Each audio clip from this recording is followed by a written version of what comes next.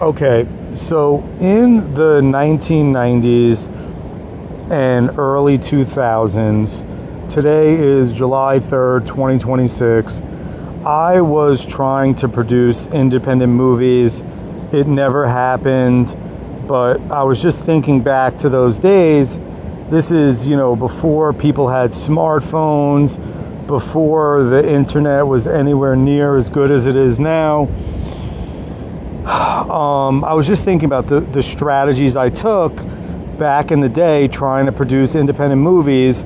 and why it did not work out and what I would have done differently, now having 20/20 hindsight. So long story short, I was trying to produce independent movies, and what happened was I would learn about other independent filmmakers. So instead of trying to produce my own independent projects, whether it was a 10-minute movie, 30-minute movie, hour-long movie, hour and a half, whatever,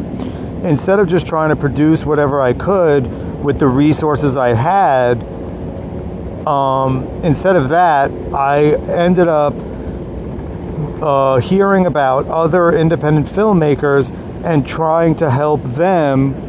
raise, hundreds of thousands, millions of dollars for people that, they had some type of credits, they had some track record, but they weren't deeply integrated into the business. If they were,